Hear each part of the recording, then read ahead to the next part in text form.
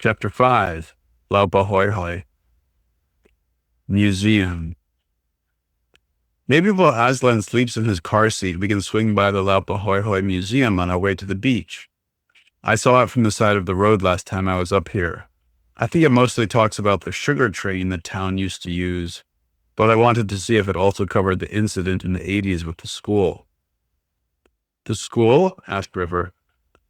Well, yes. There was a school on the peninsula with the beach that we are headed to. A tsunami hit. The town lost over 30 people, many of them children and teachers. They died? River was captivated. Yes, honey, unfortunately they did.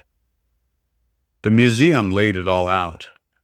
Pictures of men, all sizes, dressed in everything from overalls to Japanese rice field attire. Worn farmer faces. During Hawaii's sugar boom, when a lot of folks from all over moved here for jobs growing sugar, the coast had built a railroad to transport it. It ended up being used for tourists and commuters also. The tsunami had not only taken out the school, but portions of the rail up and down Hamakua coast. Even a train engine got swept out. We perused a bit more, and then a word from Bear, who had been watching out over Aslan in his car seat. He's up. We transitioned. Monument. We drove down a steep, narrow road down to the beach. Maybe take out one of the downs. Yeah, well, what's going on here? Can we go up the baseball monument? Monument. We drove down a steep, narrow road to the beach. Yeah, maybe take out one of the downs. We drove down a steep, narrow road to the beach, passing a bridge and a few simple Hawaiian homes. There's the monument from the museum picture Bear shared as we started driving the road and circling most of the peninsula.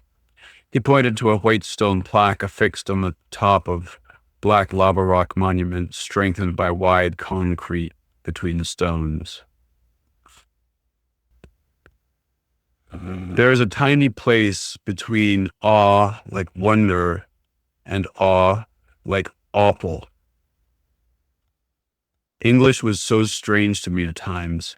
How could being full of something representing wonder end up being something associated with terrible? But also terrible was how I felt when I read the names of the monument. Here were the names to see for myself of so many young humans who had died from a large inescapable wave. Mom and Dad didn't watch much news. I heard stories about all the bad things in the world happening, but they had decided most news channels were a poor source of realistic information, and at a minimum paid attention to all the rotten things in the world, which just ended up leaving you feeling hopeless and rotten. Still, I was somewhat informed. I had heard about babies dying at war, about the long-standing conflict with Israel and Pakistan, and other atrocities, but being here in my home state and reading the list of kids from this small country town, what a tragedy. Israel and Palestine. Why were they down there, Mama? River and Bear both still reverted to using Mama and not just Mom, like me. It was River that spoke. Well, they were at school when the tsunami hit, explained Mom. Yes, but weren't there alarms for people? Why didn't they know the tsunami was coming? She laid out the questions she had been chewing on since the museum. Well, it's a far out here kind of a town, and it was a long time ago. 1946 was 10 years before Grandma was born. End quote at the end there. Uncle. After using the bathroom, we turned left. Ferns covered a trail down into a cave, and then further still to a narrow enclave that was acting almost like a blowhole. Big sprays each time a large enough wave hit. Careful, I reminded, as the lava rock we used as steps wasn't fully secure on the way down. I found my balance on the smooth black rocks to the side of a black reef wall. Each time a wave came in, it sprayed my body and face and rushed up my legs. I couldn't quite time when it was coming or how high. It was kind of a rush. When we got more than lightly misted, then turned and made our way back, closer to the car, and then out in front of it to the gradual beach and tide pools. Hey, let's wait to get in, said Mom. I never made it to the end closer to the dock and this side, pointing to the left coastline as you face the inland, as you face the island. We trudged along to appease Mom. Around the bend was a small outrigger canoe and a fishing boat. Upshore a little more was a grassy area with an old tiny hut. Aslan wanted to walk, so Mom stayed behind some while we went to check it out. The pillars were built with rock. It had the feel of a small jungle gazebo. It wasn't your usual Hawaiian structure. The rock work looked looser and wider, with tons of mini pieces of crushed lava rock and coconut fiber shoved between to shore things up.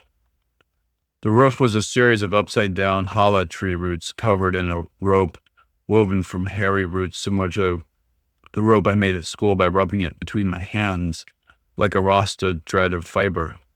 I had never seen anything like it before.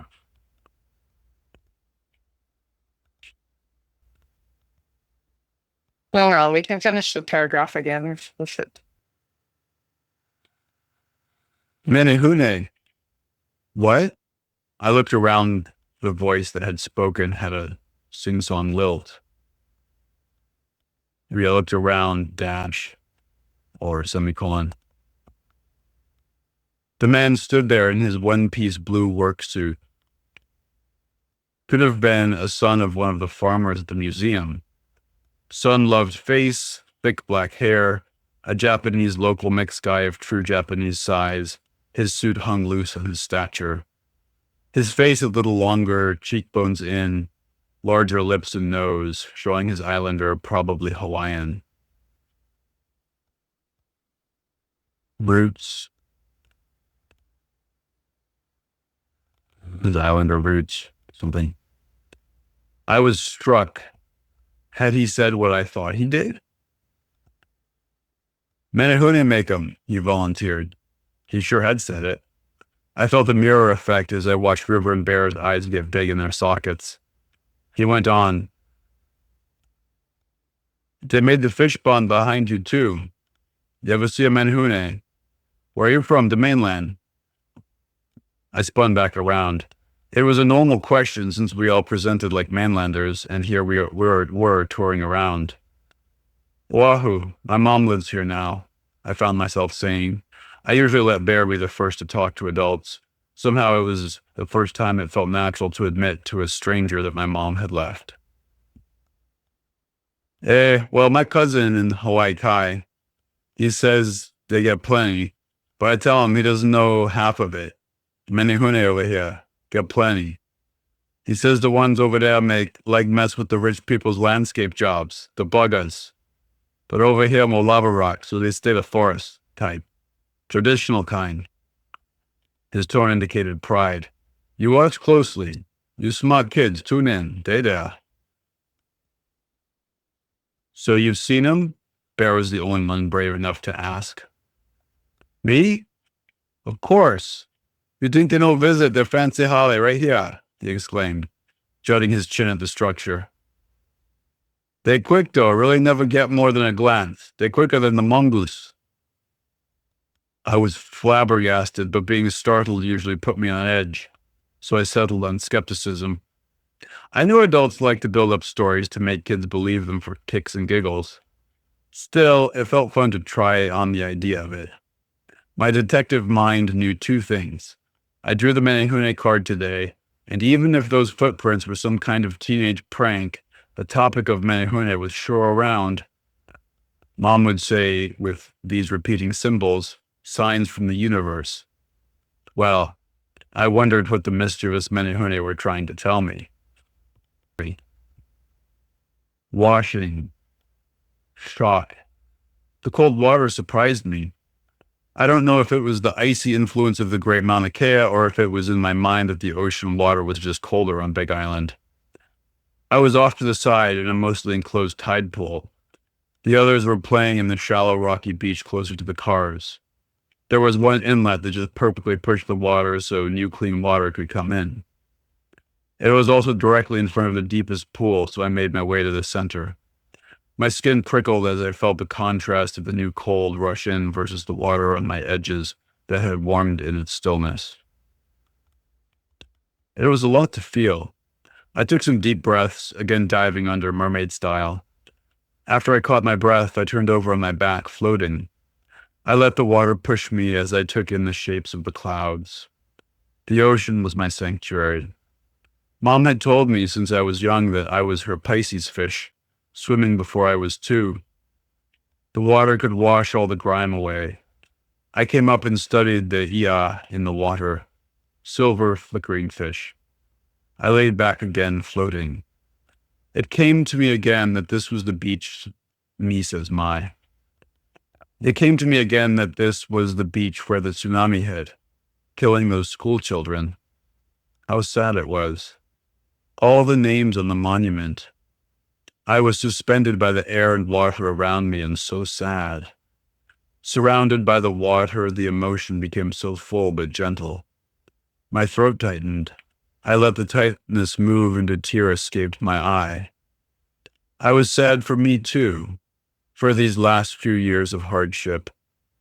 I looked up at the clouds and saw shapes of dragons and elephants, wondering what images filled that school. It was a long time ago everything would be mostly hand-drawn or printed in a fancy calligraphy. The names on the monuments, so many, so young, age 2, 4. Lanny was nearly 2. I pictured a brown baby his size at the school, the rush of the wave, not understanding, floating. Reef on my feet. The water was dripping down my hair over my body. I had to shake. I had startled to standing so quick I didn't register. The thought was hard to bear, difficult to imagine any further. I wondered if the night marchers ever gathered the dead out at sea. Wouldn't Hawaiian warriors be experts in where to gather ghosts both in the forest and water? Ocean with all its mystery and depth, clearing all the confusion but just for a moment. Life was such pain it seemed. I quietly joined the ohana on the beach. Can we go? My somber mood expressed itself as irritability. Mom felt the pain to respond eagerly from my tone. Sure, I feel ready. Should we have dinner here or at the playground up the cliff? Playground, I answered softly but emphatically. Yay, called River. What are we eating? Asked Bear. He was still trying to grow fonder of all of Mom's healthy meals.